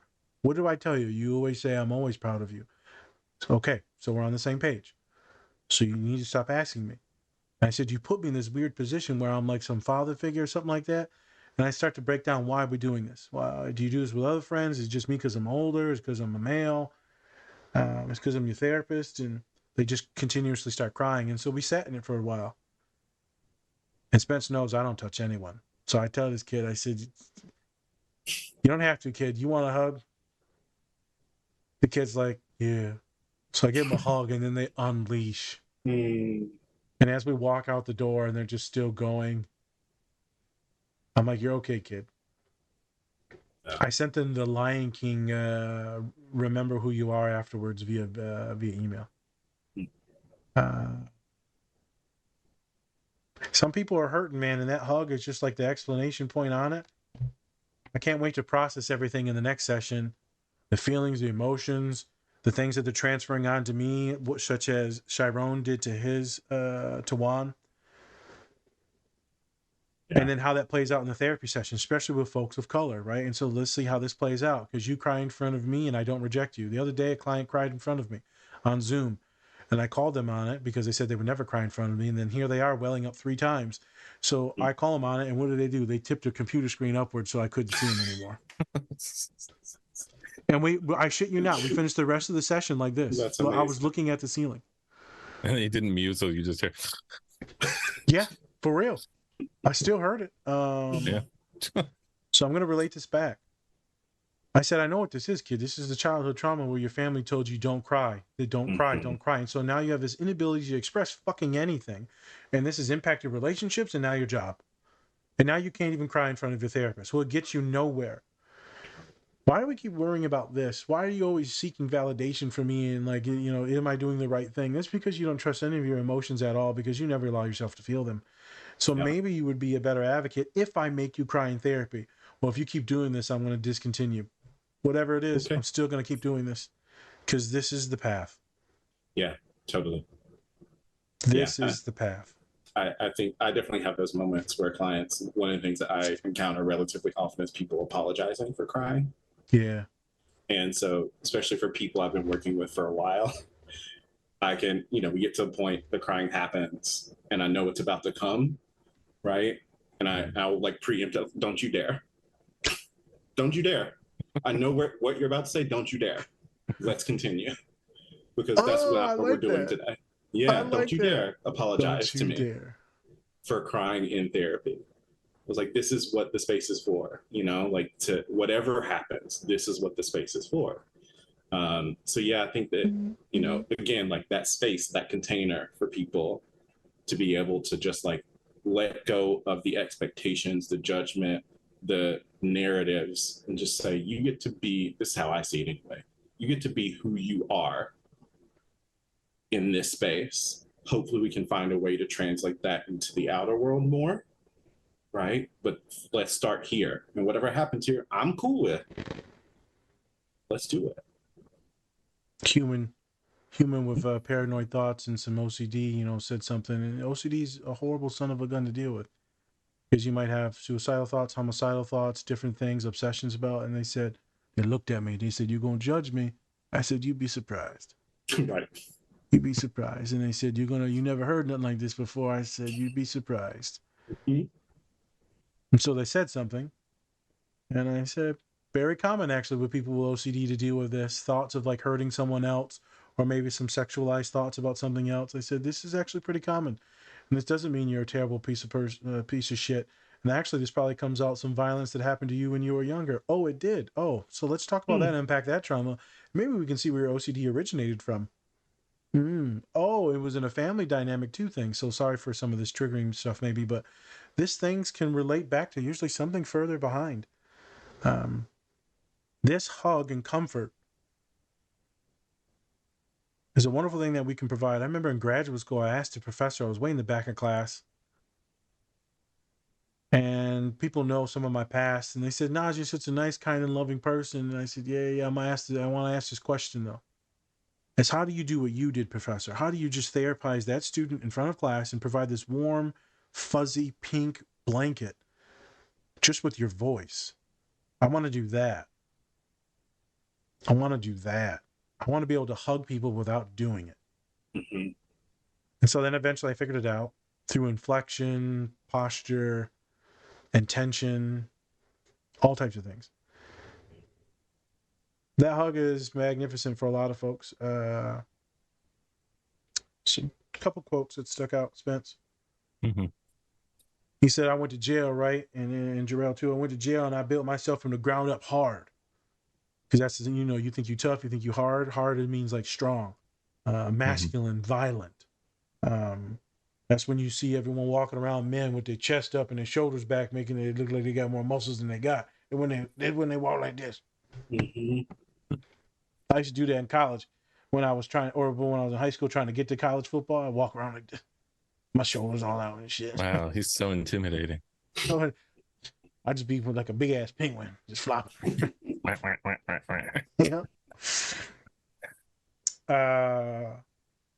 Many folks on the spectrum will do this, but everyone does this. You build yourself based on what society thinks that you want you to be subconsciously, and how you'll fit in best. So if you're hanging around a bunch of folks that are, you know, watching anime and that's the thing and that's what everyone's doing, so you're going to try and build or mold yourself into that. Yeah, I got those two words got crossed. If you're Milk doing bone. it's funny. Rest in peace, Nick Lopez, that passed away in the funeral I just went to. But they talked about him being soft and kind and an old man. He passed away at 33 from diabetes. Left behind 2 kids, and his twin brother and his mom. And they said he was the same boy that I knew and I played with growing up all the way until middle school. The same kid, even in his adulthood. Very nice, kind, and he did nothing but cook. And it's the same kid that he was when we were playing around in elementary. And I guarantee you, I used to bully him about that. Other people used to mess with him about that. And they said all he did was watch ESPN, play with his kids, and watch the cooking channel. And people would razz the shit out of him for watching the cooking channel. So now that he's passed, they said all the friends are just watching the cooking channel now. And they're cooking because that's what he did. I'm glad he never broke from who he was. And never became part of like the other things that other family members got into and he decided not to. It's a rarity. Instead of acting tough and hard, there's other ways that you can still get by and still be authentic to you. I want you to talk on this real quick, Jor-El. Kevin says, "I never got to be who I wanted to be he just kept making choices and shit. And like, what do you think he meant by that? You've seen the movie. Why is Kevin thinking that he just was like this imposter, this puppet?